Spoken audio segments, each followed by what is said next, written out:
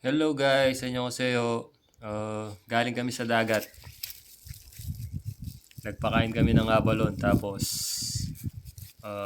itong isdang to sumasabit dun sa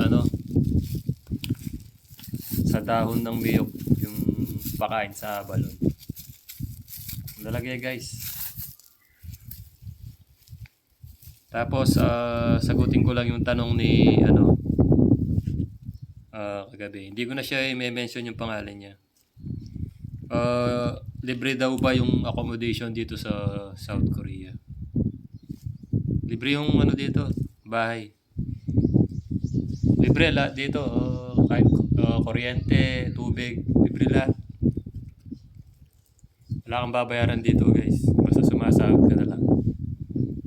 So guys, malaki pa sa mukha ko, no?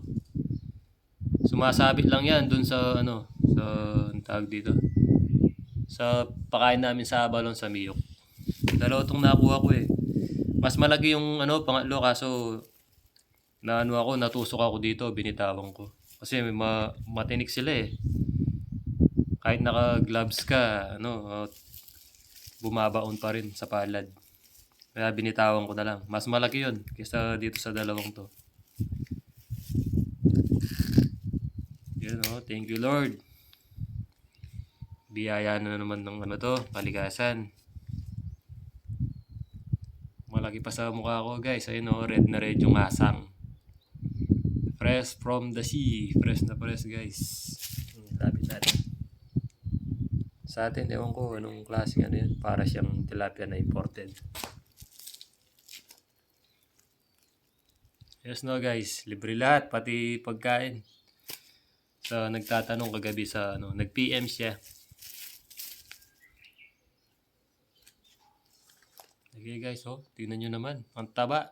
Ang tatabaan ng mga isda doon kasi nga kung saan kami nagtatrabaho, kinakain nila yung yung tanim namin na biyok at tashima.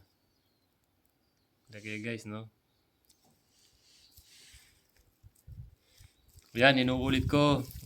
Yung nagtanong kagabi, libre ba daw yung yung bahay dito? Libre. Walang bayad. Pati ilaw, pati yung tusigas, lahat. Pati nga to, libre. Nasisira lang dito yun, tsaka bawang. Pre, diyan ka pala. Tapos meron pang dito. Dito ka, pagkita ko sa camera. Ito, taga Cebu. Ilang buwan ka na, pre? Dalawang buwan na. 2 buwan? Yung amo niyo, wala dyan? Wala. Shoutout ka dun. 2 buwan na siya. Hello! Shout out sa taga San Francisco. Lahat dito guys. Ito, to? San Francisco Camotes. Mga juice. Juice, ba? Soju pa. Soju.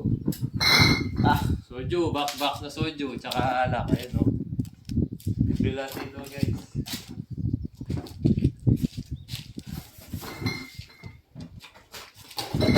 Hello dyan sa mga taga seasonal worker sa taga Cebu.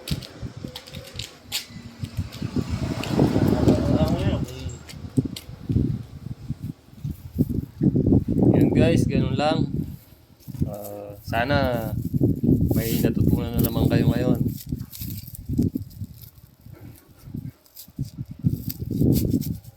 Nagbabalak mag-apply.